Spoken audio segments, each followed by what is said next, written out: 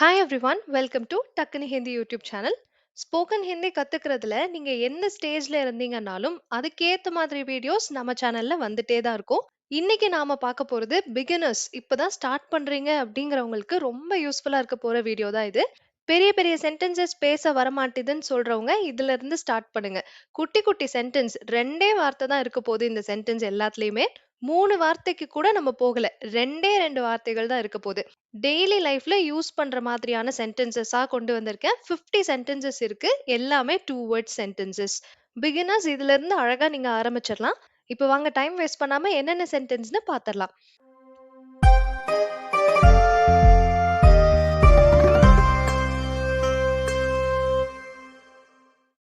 First sentence, hi சொல்லு அப்படின்னு நம்ம குழந்தைகள்ட்ட எல்லாம் சொல்லுவோம் இல்லையா? இதுக்கு ஹிந்தில ஹாய் போலோ, ஹாய் போலோ, ஹாய் சொல்லு, ஹாய் போலோ. செகண்ட் சென்டென்ஸ், இத செய்யுங்க, இத பண்ணுங்க, ஏ கீஜியே. ஏன்னா இதுன்றதுக்கும் நீங்க யூஸ் பண்ணிக்கலாம். இசேன்னு கூட ஒரு வார்த்தை இருக்கு. இதைன்னு சொல்றதுக்கு இசேன்னு கூட இன்னொரு வார்த்தை இருக்கு. இருக்கதுலயே பிகினர்ஸ்க்கு அப்படிங்கிறதுனால சிம்பிளஸ்ட் வேர்ட்ஸா தான் எடுத்துட்டு வந்திருக்கேன். இத செய்யுங்கன்னு சொல்றதுக்கு நீங்க இசே கீஜியேன்னும் செய்யலாம். இல்லனா ஏ கீஜியேன்னும் சொல்லலாம். ரெண்டுமே கரெக்ட் தான். செய்யுங்கன்றதுக்கு கீஜியே. ஏ கீஜியே. இத செய்யுங்க. ஏ கீஜியே. ஆமான்னு சொல்லு. ஹாம் போலோ. ஆமா சொல்லு. ஹாம் போலோ. அப்படின்னா ஆமான்னு அர்த்தம். போலோனா சொல்லு. ஹாம் போலோ. ஆமா சொல்லு. ஏதாவது சொல்லு. குச் போலோ. ஏதாச்சும் சொல்லு, ஏதாவது பேசு அப்படின்னு சொல்லுவோம் இல்லையா? அந்த மாதிரி நேரத்துல குச். குச்னா ஏதாவது. கொஞ்சங்கிற அர்த்தமும் இருக்கு, ஏதாவதுங்கிற அர்த்தமும் இருக்கு. நான் சைட் பை சைட் டீட்டெயிலான வார்த்தைகளும் சொல்லிட்டே வந்துடுறேன். குச் அப்படிங்கிற வார்த்தைக்கு கொஞ்சம் அப்படிங்கிற மீனிங்கும் இருக்கு, ஏதாவது அப்படிங்கிற மீனிங்கும் இருக்கு. இந்த இடத்துல ஏதாவது. குச் போலோ. ஏதாவது சொல்லு. குச் போலோ. இப்போ நீங்க போலோ தெரிஞ்சுக்கிட்டாலே ஹாய் போலோ, ஹாய் சொல்லு, போலோ, ஆமான்னு சொல்லு, குச் போலோ, ஏதாவது சொல்லு, இதெல்லாம் தெரிஞ்சுக்கிட்டீங்க. நெக்ஸ்ட் சென்டென்ஸ், துப்பிடு. வாயில ஏதாவது மாட்டிருச்சுனாலோ இல்ல சுவிங்கம் மாதிரி ஏதாவது போட்டுட்டாங்கனாலோ அது துப்பிடுன்னு நம்ம சொல்றோம் இல்லையா? இது தூக்கரோ. தூக் தோ. தூக் தோ அப்படின்னா துப்பி விடு அப்படின்னு அர்த்தம். தூக் தோ. அடுத்தது, கிழித்து விடு. இந்த பேப்பர் வேஸ்ட், இதை கிழிச்சிடு அப்படின்னு சொல்றோம் இல்லையா? அப்ப கிழித்து விடுன்னு எப்படி சொல்றது? ஃபாடுதோ. ஃபாடுதோ. ஃபாடுதோ அப்படின்னா கிழிச்சிடு. நெக்ஸ்ட் ஒன், திருப்பி போடுறது. திருப்பி போடு, புரட்டி போடு அப்படின்னு சொல்லணும்னா பலட் தோ. பலட் தோ. இது எங்க மாதிரி இடத்துல சொல்லலாம்னா, மோஸ்ட்லி சமைக்கும் போது சொல்லுவாங்க. சப்பாத்திய திருப்பி போடு, தோசைய திருப்பி போடு, அதாவது புரட்டி போடுன்னு சொல்ற இடத்துல பலட் தோ அப்படின்னு சொல்லலாம். பலட் தோ, திருப்பி போடு இல்ல புரட்டி போடு. உடைச்சிடு, அதாவது பர்ஸ்ட் பண்றது. பலூன் மாதிரியான பொருட்களை வெடிக்க வைக்கிறோம் இல்லையா? அதுதான் இந்த வார்த்தை ஃபோடுதோ. ஃபாடுதோன்னா கிழிச்சிடு, ஃபோடுதோன்னா உடைச்சிடு, வெடிக்க வச்சிடுன்னு அர்த்தம். ஃபோடுதோ. இந்த வார்த்தைகள் திரும்ப சொல்றேன். துப்பிடு தூக்குதோ, கிழிச்சிடு ஃபாடுதோ, உடைச்சிடு வெடிக்க வச்சிடு ஃபோடுதோ. அடுத்தது, சரி பண்ணுங்க. டீக் கீஜியே. சரி பண்ணுங்க. சரிக்கு டீக்கு, பண்ணுங்க செய்யுங்கங்கிறது கீஜியே. ரெண்டையும் சேர்த்து போட்டா டீக் கீஜியே. சரி பண்ணுங்க. ஏதாவது ரிப்பேர் ஆயிருக்கிற இடத்துல இதை சரி பண்ணுங்க, அதை சரி பண்ணுங்கன்னு சொல்லுவோம் இல்லையா? அப்ப டீக் கீஜியேன்னு சொல்லலாம். டீக் கீஜியே, சரி பண்ணுங்க. சத்தமா பேசு. ஊஞ்சே போலோ. ஊஞ்சே போலோ அப்படின்னா சத்தமா பேசு. ஊஞ்சா இல்ல ஊஞ்சே அப்படின்னா உயர்த்தின்னு அர்த்தம். உயர்வாக, அதாவது வாய்ஸ ரைஸ் பண்ணி பேசுறது. ஊஞ்சே போலோ அப்படின்னா சத்தமா பேசு. நெக்ஸ்ட் ஒன், எட்டி பார்க்காத. ஜாங்கோ மத். ஜாங்கோ மத். ஜாங்கோ அப்படின்னா எட்டி பாரு. ஜாங்கோ மத் அப்படின்னா எட்டி பார்க்க வேண்டாம், எட்டி பார்க்காத அப்படின்னு நம்ம ரெஸ்ட்ரிக்ட் பண்றது. ஜாங்கோ மத். ஒழுங்கா செய்யி. சரியா செய்யி, ப்ராப்பரா செய்யி. டங் சே கரோ. டங் சே கரோ. டங் சே அப்படின்னா ப்ராப்பரா, ஒழுங்கா. கரோ அப்படின்னா செய். இதுவே கொஞ்ச நேரத்துக்கு முன்னாடி சரி செய்யுங்க, சரி பண்ணுங்கன்னு வந்தது.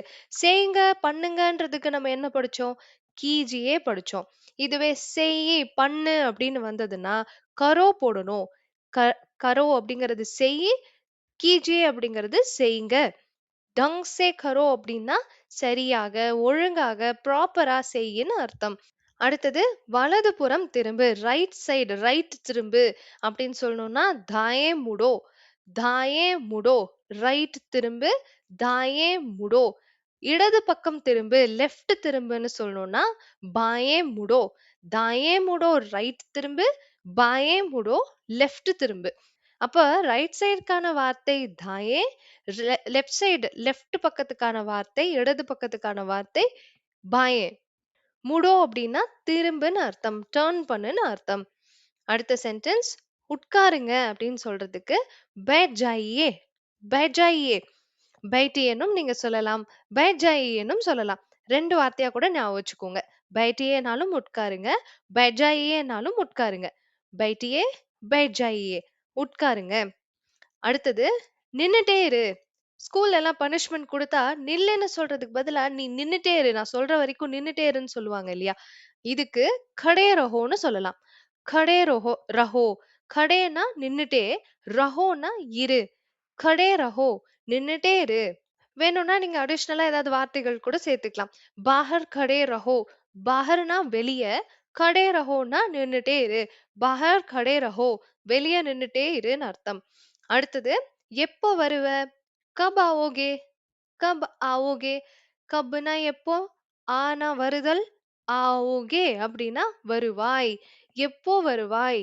கப் आओगे? யோசிச்சு பார்த்துக்கங்க. கப் அப்படிங்கிறது எப்போ? வருவது ஓகே சேர்க்கும்போது ஃபியூச்சர் டென்ஸ்ல எப்போ வருவன்னு கேக்குறதா மாறிடுச்சு. கப் आओगे? அடுத்தது எத்தனை மணிக்கு அப்படின்னு கேட்கணும்னா கித்னே பஜே? எத்தனை மணிக்கு? கித்னே பஜே? கித்னே பஜே? யாருடையது? கிஸ்கா ஹே? ஒரு பேனா உங்க கையில இருக்கு. இல்ல ஒரு பேக் இருக்குன்னு வச்சுக்கோங்க. யாரோடதுன்னு கேட்கணும். கிஸ்கா ஹேன்னு கேட்டா போதும். யாருடையது? கிஸ்கா ஹே? அடுத்தது பொறு கொஞ்சம். வெயிட் பண்ணு கொஞ்சம் அப்படின்னு சொல்லுவோம் இல்லையா? இதுக்கெல்லாம் ருக்கோ ஜரா, ருக்கோ ஜரா, ஜரா ருக்கோ, ருக்கோ ஜரா. ஜராவ நீங்க முன்ன பின்ன மாத்தி போட்டுக்கலாம். நம்ம எப்படி தமிழ்ல செய்வோமோ அதே மாதிரி. கொஞ்சம் பொறுன்னு சொல்லுவோம். பொறு கொஞ்சம் அப்படின்னும் சொல்லுவோம். அதேதான் இங்க. பொறுங்கிறதுக்கு தான் ருக்கோ. ருக்கோங்கிறதோடைய சரியான அர்த்தம் பார்த்தா நில்லு, ஸ்டாப் பண்ணுங்கிறது அர்த்தம். இதுவே இந்த இடத்துல பொறு, வெயிட் பண்ணு இங்க இந்த மாதிரியான அர்த்தத்திலயும் நம்ம எடுத்துக்கலாம். கொஞ்சம்ன்றதுக்கான வார்த்தை ஜரா. இது இல்லாம கொஞ்சம்க்கு தோடா இருக்கு, குச் இருக்கு. ஆனா இந்த ஜராங்கிறது இந்த மாதிரி நேரத்துல அளவை குறிக்காம ஒரு விஷயத்த கொஞ்சம் பண்ணுங்க அப்படின்னு நம்ம சொல்லுவோம் இல்லையா? அந்த மாதிரி நேரத்துல ஜராவ அதிகமா யூஸ் பண்றாங்க. ருக்கோ ஜரா அப்படின்னா பொறு கொஞ்சம். ஜரா ருக்கோ அப்படின்னா கொஞ்சம் பொறு. மாத்தி மாத்தி யூஸ் பண்ணிக்கலாம். அடுத்த சென்டென்ஸ் மன்னிக்கவும், மன்னியுங்கள். அதாவது சாரி கேட்கும்போது சாரி மன்னிச்சிடுங்க அப்படின்னு சொல்றதுக்கு மாஃப் கீஜியே, மாஃப் கீஜியே. மாஃப் கரோ அப்படின்னா மன்னிச்சிடு. மாஃப் கீஜியே அப்படின்னா மன்னிச்சிடுங்க. மன்னிச்சிடுங்க. மாஃப் கீஜியே. நெக்ஸ்ட் சென்டென்ஸ் கடினமாக உழைக்கவும். ரொம்ப ஹார்ட் ஒர்க் பண்ணு அப்படின்னு சொல்லணும்னா மெஹனத் கரோ, மெஹனத் கரோ. மெஹனத் அப்படின்னா ஹார்ட் ஒர்க், கடின உழைப்பு. கரோ அப்படின்னா செய். கடின உழைப்பு செய். நம்ம அப்படி சொல்ல மாட்டோம். தமிழ்ல வந்து கடினமாக உழை அப்படின்னு சொல்லுவோம். பட் இவங்க எப்படி சொல்றாங்கன்னா ஹார்ட் ஒர்க் பண்ணு. அதாவது ஹார்ட் ஒர்க்கான வார்த்தை மெஹனத், பண்ணுன்றதுக்கான வார்த்தை கரோ. நம்ம ரொம்ப நேரமா படிச்சுட்டு இருக்கோம். பண்ணுனா கரோ, பண்ணுங்கன்னா கீஜியே அப்படின்னு படிச்சுட்டு இருக்கோம். அதேதான் இங்கேயும் யூஸ் பண்றோம். மெஹனத் கரோ அப்படின்னா கடினமாக உழை, ஹார்ட் ஒர்க் பண்ணு. மெஹனத் கீஜியே அப்படின்னா ஹார்ட் ஒர்க் பண்ணுங்க. நெக்ஸ்ட் ஒன் ஸ்டார்ட் பண்ணு. ஆரம்பின்னு சொல்லணும்னா ஷுரு கரோ, ஷுரு கரோ. ஸ்டார்ட் பண்ணு, ஷுரு கரோ. ஸ்டாப் பண்ணு, நிறுத்துன்னு சொல்லணும்னா பந்த் கரோ, बंद करो. शुरू करो, बंद करो. शुरू करो ஸ்டார்ட் பண்ணு, பந்த் கரோ ஸ்டாப் பண்ணு. நெக்ஸ்ட் ஒன் தூங்குங்க. தூங்கு, தூங்குங்க. இதுக்கெல்லாம் சோ ஜாயியே, சோ ஜாயியே. ஆர்டரிங்கா குட்டி பசங்க கிட்ட எல்லாம் சொல்லும்போது சோஜாவோன்னு சொல்லுங்க. பெரியவங்க கிட்ட சொல்லும்போது சோஜாயியேன்னு சொல்லுங்க. சோஜாவோ அப்படின்னா தூங்கு, சோஜாயியே தூங்குங்க. சோஜாவோ, சோஜாயியே, சோஜாவோ, சோஜாயியே. அடுத்தது நான் ஃபர்ஸ்ட் ஹிந்தில சொல்லிடுறேன். சுனோ யார், சுனோ யார் அப்படின்பாங்க. சுனோங்கிற வார்த்தை கேளு, கவனி அப்படிங்கிறதுக்கான அர்த்தம். சுனோ அப்படின்னு சொன்னாலே போதும், ஒரு விஷயத்த நீங்க சொல்லப் போறீங்க. அதுக்கு முன்னாடி ஒருத்தர கவனிக்க சொல்றீங்க, கேளுன்னு சொல்றீங்கன்னு அர்த்தம். சுனோ அப்படின்னு சொல்லிட்டு நீங்க சொல்ல ஒரு விஷயத்த நீங்க ஆரம்பிக்கலாம். இதுவே இந்த யாருங்கிற வார்த்தைய எப்போ சேர்க்கிறது அப்படின்னா, நீங்க ஃப்ரெண்ட்லியா ஒரு ஃப்ரெண்டுன்னு சொல்றதுக்கான வார்த்தை தான் யாரு. நம்ம ஊர்ல எக்கச்சக்கமான வார்த்தைகள் இதுக்காக யூஸ் பண்ணுவோம். பட் ஹிந்தில யார் அப்படிங்கிற வார்த்தை நண்பரை குறிக்கும். இத நீங்க ஆண், பெண் யாருகிட்ட வேணாலும் யூஸ் பண்ணலாம். ஃப்ரெண்ட்லியா இருக்கக்கூடிய யார்கிட்ட வேணாலும் இந்த யார் அப்படிங்கிற வார்த்தைய சொல்லி நீங்க அவங்கள அட்ரஸ் பண்ணிக்கலாம். நீங்க அவங்கள ஒரு வார்த்தைய குறிப்பிட்டு பேசுறதுக்கு யூஸ் பண்ணிக்கலாம். சுனோ அப்படி மட்டும் சொல்லாம, அதாவது கேளு அப்படின்னு மட்டும் சொல்லாம, சுனோ யார் அப்படின்னு சொல்லும்போது, நம்ம ஊர்ல கேளுப்பா அப்படின்லாம் ஃப்ரெண்ட்ஸ் கிட்ட சொல்லுவோம் இல்லையா? அந்த மாதிரி ஒரு ஃப்ரெண்ட்லி வேர்டா இது மாறிரும்.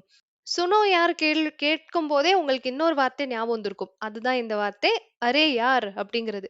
அரே யார் வந்து ஆக்சுவலா கரெக்ட்டான தமிழ் டிரான்ஸ்லேஷன்றது குடுக்க முடியாது. இது ஒரு எக்ஸ்பிரஷன் மாதிரி. இது ஒரு அ உணர்வு மாதிரி. அரே யார் அப்படிங்கிறது மோஸ்ட்லி எந்த மாரி நேரத்துல சொல்லுவாங்கன்னா, ஒரு டிசப்பாயின்ட்மென்ட்.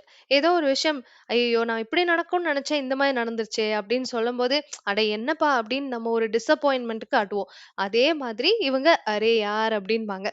இதுவே ஏதோ ஒரு இடத்துல சர்ப்ரைசிங்காவும் இத யூஸ் பண்ணுவாங்க. ஏதோ ஒரு விஷயம், "அரே யார்! இந்த மாரி நடந்துருச்சா?" அப்படின்னு சொல்லி ஏதோ ஒரு ஆச்சரியமான ஒரு விஷயம் நடக்கும்போது கூட இத யூஸ் பண்ணுவாங்க. ஸோ, இதுக்கான அர்த்தம்னு நம்ம தமிழ்ல சொல்ல முடியாது. அட என்னப்பான்னு வேணா வச்சுக்கலாம். ஓரளவு சொல்லணும்னா, அத வேணா சொல்லலாம். ஆனா, சரியான அர்த்தம், சரியான இந்த வார்த்தைக்கு இந்த வார்த்தை அப்படின்னு நம்மளால சொல்ல முடியாது. இது ஒரு உணர்வு மாதிரி. இது ஒரு எக்ஸ்பிரஷன் மாதிரி. அடுத்த சென்டென்ஸ் சரியா சொன்னீங்க அப்படிங்கிறதுக்கு சஹி போலா, சஹி போலா, சரியாக சஹி, சொன்னீங்க போலா, சஹி போலா. அப்படி இல்ல, ஐசா நஹி, அப்படி இல்ல, ஐசா நஹி, ஐசா நஹி. மீண்டும் சந்திப்போம், ஃபிர் மிலேங்கே. மீண்டும் திரும்ப அப்படிங்கிறதுக்கு ஃபிர், மிலேங்கே சந்திப்போம். மில் அப்படிங்கிறது சந்திப்பது, மிலேங்கேனா சந்திப்போம். ஃபிர் மிலேங்கே திரும்ப சந்திப்போம். கால் பண்ணு, கால் கரோ, கால் பண்ணு, கால் கரோ, கால் பண்ணுங்க, கால் கீஜியே, கால் கரோ, கால் கீஜியே. நினைவில் கொள், ஞாபகம் வச்சுக்கோ, ஞாபகத்துல வை. யாத் ரக்கோ, யாத் ரக்கோ, ஞாபகம் யாத், வை ரக்கோ, யாத் ரக்கோ, ஞாபகம் வை. யாத் ரக்கோ. அடுத்தது உடன் போ, கூட போன்னு சொல்லுவோம் இல்லையா? இது சாத் சலோ, சாத் சலோ, கூட போ. சாத் சலோ, சாத் சலோ. அடுத்தது விரைவில் மீட் பண்ணு, சீக்கிரம் சந்தி. சீக்கிரமா நம்ம மீட் என்னைய மீட் பண்ணு. இந்த மாதிரி நேரத்துல ஜல்தி மிலோ, ஜல்தி மிலோ. சீக்கிரம் மீட் பண்ணு. ஜல்தி மிலோ. ஜல்தினா சீக்கிரம், மீட் பண்றது மிலோ. Next sentence கவனிச்சுக்கோ. அதாவது உடம்பு பார்த்துக்கோன்னு மோஸ்ட்லி சொல்ற நேரத்துல "க்யால் ரக்னா" அப்படின்னு சொல்லுவாங்க. உடம்பு கவனிச்சுக்கோ, கவனத்தில் கொள். இல்லன்னா டேக் கேர் அப்படின்னு இங்கிலீஷ்ல சொல்லுவோம். அதே மாதிரி இங்க "க்யால் ரக்னா", "க்யால் ரக்னா". இன்னொரு வாட்டி சொல்றேன். கவனிச்சுக்கோ, உடம்பு பார்த்துக்கோ. இதுக்கெல்லாம் "க்யால் ரக்னா", "க்யால் ரக்னா". சின்னவங்க, பெரியவங்க எல்லார்கிட்டயுமே இத சொல்லலாம் நீங்க. அடுத்தது வாய்ப்பு கிடைத்தது. மௌகா மிலா, ஆப்பர்ச்சுனிட்டி, வாய்ப்பு. இதுதான் மௌகா. கிடைச்சதுன்னு சொல்றதுக்கும் மிலா தான். நீங்க இதே மில்லுங்கிற வார்த்தைய சந்திக்கிறதுக்கு யூஸ் பண்ணியிருப்பீங்க. ஸோ, இதுல இருந்தே உங்களுக்கு தெரிஞ்சிருக்கும் மில் அப்படிங்கிற வார்த்தைக்கு 2 அர்த்தம் இருக்கு. ஒண்ணு சந்திப்பது, இன்னொன்னு கிடைப்பது. மௌகா மிலா அப்படின்னா, வாய்ப்பு சந்தித்தேன்னு அர்த்தம் இல்ல. வாய்ப்பு கிடைத்ததுன்னு அர்த்தம். வாய்ப்பு கிடைத்தது. மௌகா மிலா. புரிய வந்தது. சமஜ் ஆயா. இத நீங்க சமஜ் கயான்னும் சொல்லலாம். சமஜ் கயா அப்படின்னா புரிஞ்சிடுச்சு. சமஜ் ஆயா அப்படின்னா புரிய வந்துருச்சு. புரிய வந்தது அப்படின்னு அர்த்தம். சமஜ் ஆயா இல்ல சமஜ் கயா அப்படின்னா புரிந்து விட்டது. இதை உடுத்து, இத போட்டுக்கோன்னு சொல்லணும்னா, இசே பெஹனோ. ஒரு ஷர்ட்ட குடுத்து உங்க குழந்தைகள்ட்ட இத போட்டுக்கோ அப்படின்னா, இசே பெஹனோன்னு சொல்லணும். ஒரு செப்பல போட்டுக்கோன்னு சொல்லணும்னா, செப்பல் பெஹனோன்னு சொல்லணும். ஷூ போட்டுக்கோன்னா, ஷூஸ் பெஹனோன்னு சொல்லணும். பெஹனோ அப்படின்னா உடுத்து, உடுத்திக்கொள்னு அர்த்தம். இதுவே போட்டு விடுன்னு சொல்லுவோம் இல்லையா? அ பாப்பாக்கு இத போட்டு விடு. போட்டு விடுன்னு சொல்லணும்னா பெஹனாவோ. இசே பெஹனாவோ. இதை போட்டு விடு. இசே பெஹனாவோ. பெஹனோ வேற, பெஹனாவோ வேற. பெஹனோன்னா போட்டுக்கோ. பெஹனாவோ அப்படின்னா போட்டு விடு. இசே பெஹனாவோ. இதை போட்டு விடு. அடுத்தது இதை அகற்று. இசே ஹட்டாओ. இசே ஹட்டாओ. இதை எடுத்துரு. இந்த இடத்துல இருந்து இத அகற்றிரு. இத எடுத்துரு அப்படின்னு சொல்றதுக்கு இசே ஹட்டாओ அப்படின்னு சொல்லலாம்.